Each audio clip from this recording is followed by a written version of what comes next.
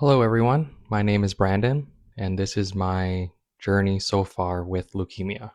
So, a little bit about myself before I was diagnosed is that I've been a nurse for 7 years.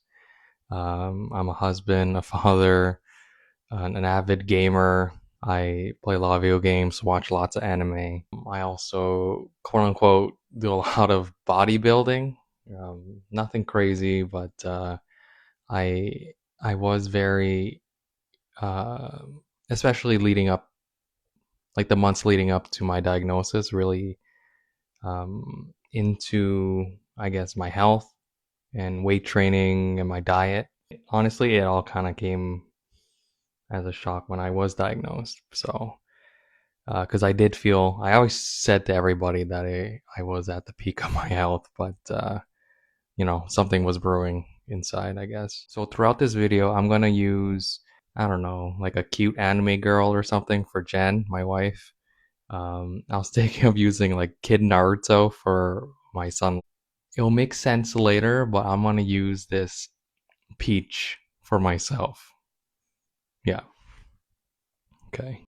So, kind of the story of when I was diagnosed was a week prior to September 2nd. September 2nd was when I was diagnosed. Was I was having some minor pain in my left thigh. Of course, I kind of ignored it. And then come September 2nd, I woke up and I was limping. Jen, she told me, yo, man, like that's not normal. You better go to the hospital. But again, ignored her. And I just decided to go into work because, uh, I'm a dedicated employee. And I was actually in charge of this training, this facility wide training. So I go into work, I do the training, and then I leave and I go to the hospital. They do a bunch of tests. I see a bunch of nurses and doctors. And I was there for, I think, about like 4 hours, but nothing really came of it. And they didn't really know why my leg was hurting like that. So they kind of just sent me home. It was actually kind of funny, but that day when I was going home, I actually got a speeding ticket. Well, when I got home, we decided to go to the park, and then driving halfway to the park, I get a call from the hospital telling me to come back. It was a hematologist, so we just thought, this probably isn't anything. It might be like sickle cell or something like that. So they bring us into this like private room, and then the doctor tells me that they found blast cells in my system, and then that's kind of indicative of leukemia. I just like kind of remember looking towards Jen, and she was really distraught. But the funny thing is, during this super serious meeting, Lars was just bouncing wall to wall, and at one point he was untying the shoelaces of the doctor. I was then admitted to the hospital, I believe, for a bunch of tests. I had to get my bone marrow biopsy, and that's kind of when they kind of shove a needle into your like hip and then like pull out. I don't know. It felt like they were ripping a piece of my bone out, and I think that's actually what they did to kind of test to make sure that it is leukemia and then what type of leukemia it is. And then, unfortunately for me, I had AML, which is acute myeloid leukemia. What the bone marrow biopsy also told us was that, there's a high risk genetic mutation, just meaning that it's going to be a little harder to treat. But when we met with the oncology team, they told us that it is curable. The plan was that I would need pretty strong chemo and I would need a stem cell transplant. So around this time, I had to get a pick in, which is kind of like this IV that goes straight to your heart. And they didn't spend too much time at the hospital here, but we were eventually discharged. We got to go home and, take it all in. And we just kind of had to wait for the call from Princess Margaret. Also, in this time, we made a GoFundMe. Shout out to the Helldivers community. They really ran with it when I posted it on Reddit, and then they donated to the GoFundMe. We got the call, and then it was kind of off to the races, and we had to go down to Toronto. I think there was a couple days where we're just kind of, settling in. They kind of sat us down and told us what kind of treatment that I would need, and they decided to go with something called Flagida. They told me that it was, a pretty strong regimen, but luckily they also told me that, being so young, I was 28 at the time, being fit, being handsome, and I didn't have any like existing health issues. Not too long after that, I get the chemo. The days of the infusions of the chemo itself, I honestly, it wasn't too bad. I had some like slight nausea here and there, but they give you a lot of medication to kind of combat that. The following weeks, where you kind of have when your counts start to drop and you have lower energy and all these other things start to crop up. I think my hair started falling out after 2 weeks. Prepare for trouble! Make it double! At this point in the story, we're going to get introduced to two new characters, which are going to be recurring characters. We have Appendixon and Abscess Senpai. I don't know why I named this that. So around 2 weeks, I started getting some like right abdominal pain, and it is, of course, my appendix.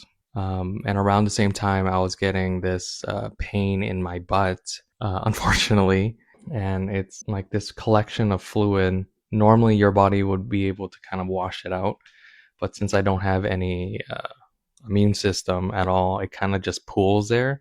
So it was very painful. It was very hard to stand and walk for almost like a week after that. They decided to treat both with antibiotics. And yeah, that's kind of why I chose to be a peach for this video. It was actually very difficult to get a good night's sleep because you're always kind of being interrupted. Get up! Get up! Jen came pretty much every day. We hung out and I played on my Steam Deck. We watched movies. This is also a time where Jen became a true gamer. Like, she was really big into gaming before, and I don't think anyone has seen this channel, but we did play Valheim and other games together. And honestly, it just kind of took off. To this day, she's just been playing game after game, and it's been crazy. I can't believe that she's such a big nerd now. So we move on to my lumbar puncture, and that's kind of when they shove a needle into your spine and take fluid out just to make sure that the cancer didn't kind of spread to that area. That also made my neck like really painful, and I couldn't move for like a week. Like, I was bedridden pretty much for a week because the person who took the lumbar puncture, she couldn't really find the fluid, so then she was kind of digging around there with this giant needle in my spine. Shortly after that, I had to get another bone marrow biopsy just to confirm that that the chemo worked. And the results came back from the bone marrow saying that, confirming that I was in remission, which is, really great news. So after that, we get discharged. A couple weeks of freedom. I felt pretty good at this point, if I remember correctly. Around this time, or this whole time, they search for a donor for you, and they go into this like worldwide database. There's apparently multiple databases. Unfortunately, that kind of takes time. So to keep me in remission, I had to start consolidation, which is just more chemo, but just at a lower dose to keep me in remission. Consolidation was done as an outpatient. So I just come in for the chemo and I get to go home. I didn't have to stay at the place in Toronto, or I didn't have to stay at the hospital here where we live. A week or two after, guess who's back? It's Appendixon. So around this time, I was having some right abdominal pain, but it was actually my 29th birthday, and I really wanted to go watch Chainsaw Man. So then instead of going to the hospital right away, I decided, or I made the executive decision to go watch Chainsaw Man. And if the pain didn't go away in the morning, then I would go to the hospital. Uh, so the pain didn't go away. I had to go to the hospital the following morning. This time, they couldn't treat it with antibiotics, so they had to do surgery to remove my appendix. It turns out the appendix was actually gangrenous, and it was really close to perforating. You know, that would have been terrible for me since I didn't have a immune system. I think I only spent like 3 days there, and then I was discharged. I go home and I'm starting to have this pain in my butt again. So guess who that is? It's friggin' Abscess Senpai. I had a fever, lots of pain in my butt, and I was admitted to the hospital to be treated with IV antibiotics. And then I also had a potential donor set for around the beginning of December. So we kind of just waited around. I had another couple weeks of freedom, and unfortunately, the donor kind of fell through, so they had to go look for another donor. And again, to keep me in remission, I had to do another round of chemo. So this is consolidation number 2. Following my second consolidation, again, nothing crazy happened during the infusion. I think the week immediately after, we had a small Christmas party. He's And literally beautiful. the following day after And the Christmas tree's nice party, too. it's freaking Abscess Senpai again. He just doesn't want to go away. And this time he's freaking huge. We went to the hospital right away. They tell us that, this is it. And the only option really is surgery to remove it. So far, everything that I went through up to this point was very difficult. But looking back, I would say it was manageable. But at this point, it was by far the worst experience of my life.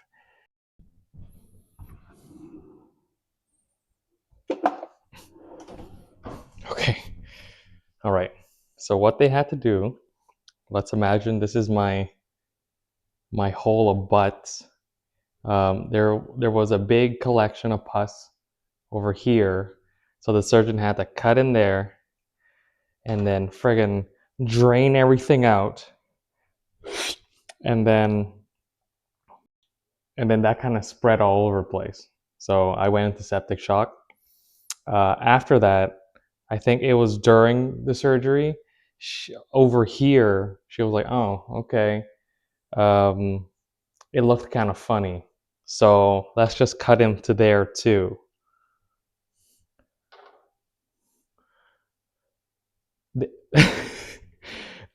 There was nothing. So, double wounds.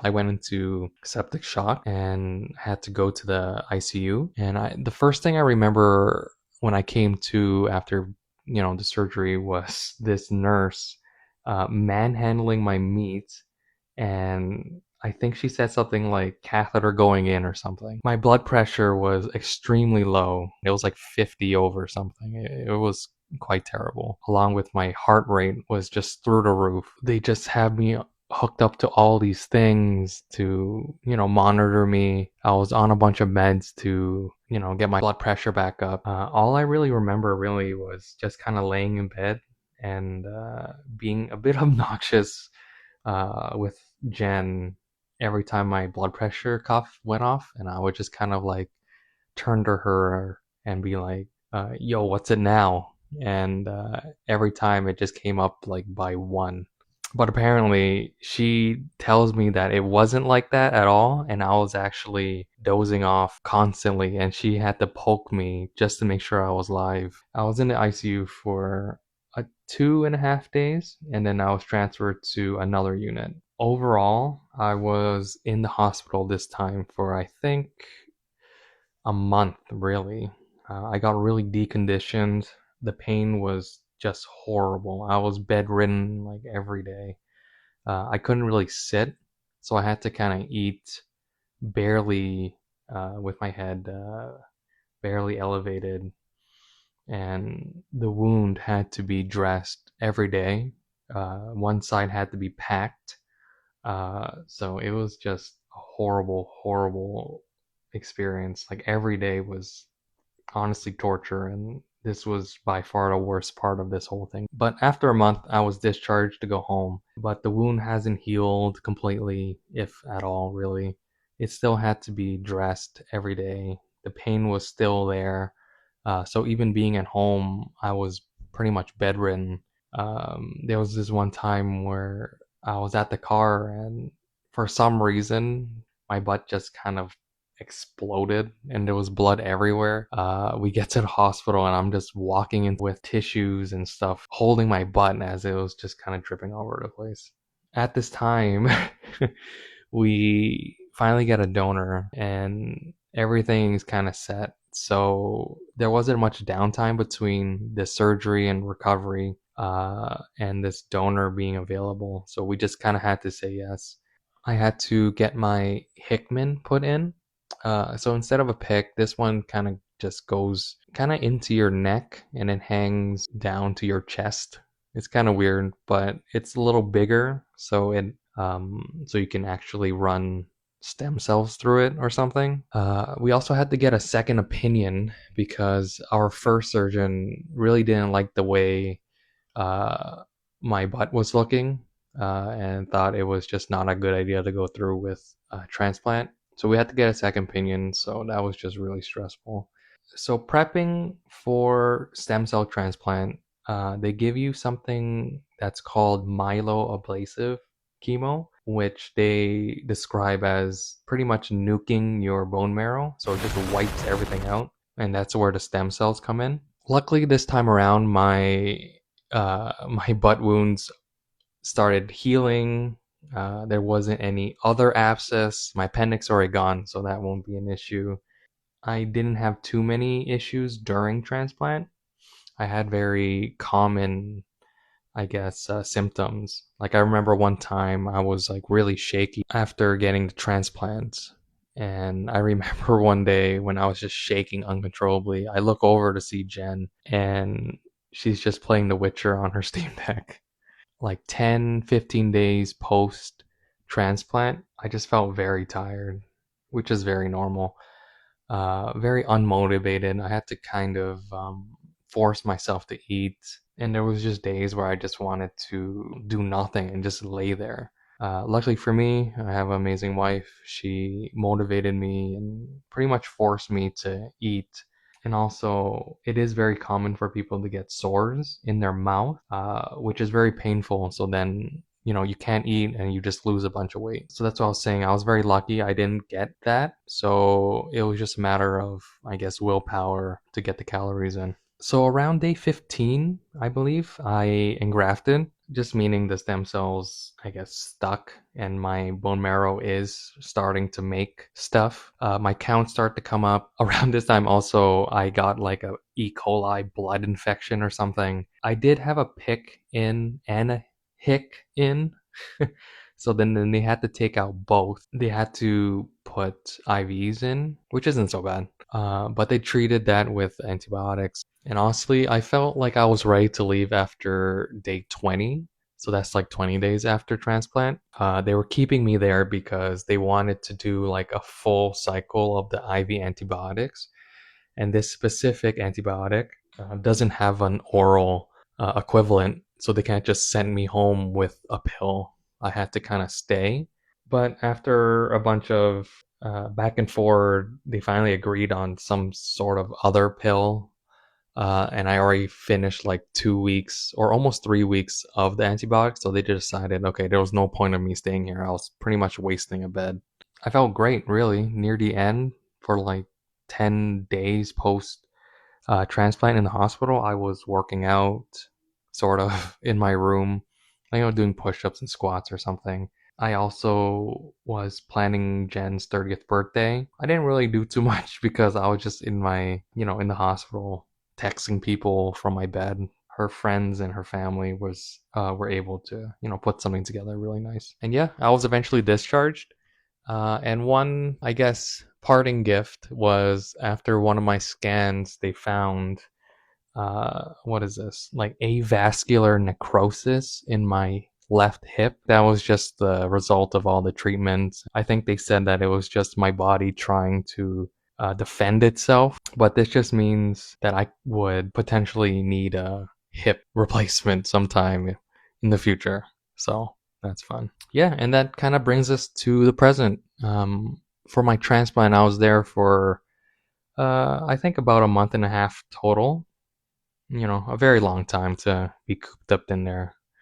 But when I was discharged, I pretty much moved into my parents' basement because they live closer to the hospital than we actually live, and they want you to be as close as possible.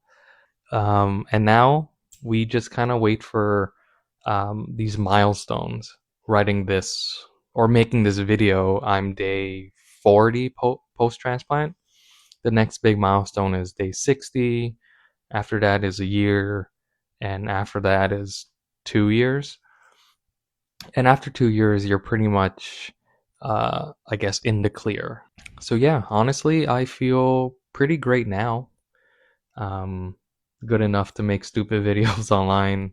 I'm working out again, trying to build my capacity back up, playing video games, watching anime, watching reality TV. Shout out to the friggin' Mormon wives and Bachelorette. I'm noticing that, even though I feel really good, my capacity is very low. Like I can do something, exert myself, but the energy fuel tank, I guess, isn't quite there, and I kind of gas out.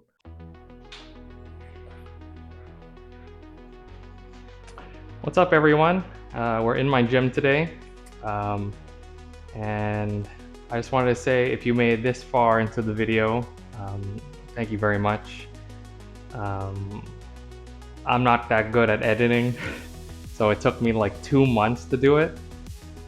Since almost leaving the hospital until now, I've been just kind of, trying to get my life back to normal, moving our son all over the place, going to appointments, moving back to our own house. And in that time, all my free time, I've been editing. So yeah, I don't know. Hopefully it goes somewhere because I can't go back to work for a year. So maybe something will come out of this, but probably not. These days I'm feeling pretty good. I'm working out 3 times a day. What? Or, no, I wish 3 times a day. I'm working out 3 times a week, and yeah, maybe we can let's do a friggin' physique update, I guess. Also, I'm still bald. Nothing special. Nothing special. Uh-huh. Uh-huh. Uh-huh. Yep. That's me. Again, I'd like to thank everyone who supported us throughout this whole thing. I'm not cured yet.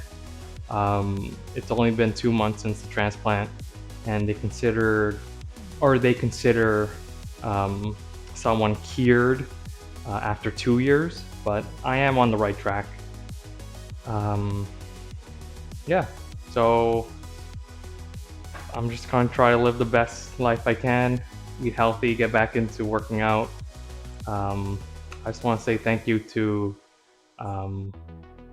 obviously my wife, Jen. She's absolutely amazing. I would say highly recommend, but she's mine, so I definitely couldn't have done this without her. She's just been this like pillar, like this rock in my life this whole time, and honestly, I think I would have been dead without her. To our son, you're probably too young to watch this, but when you're old enough, I just want to say that I'm very proud of you. Whatever stage of life you're in, I'm always going to be proud of you.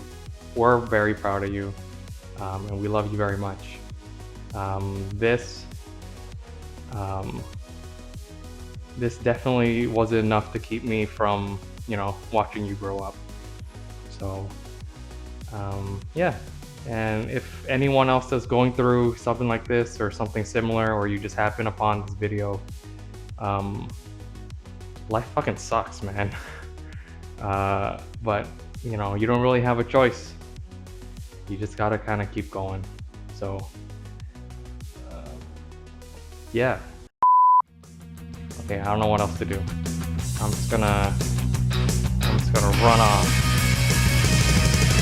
You say no.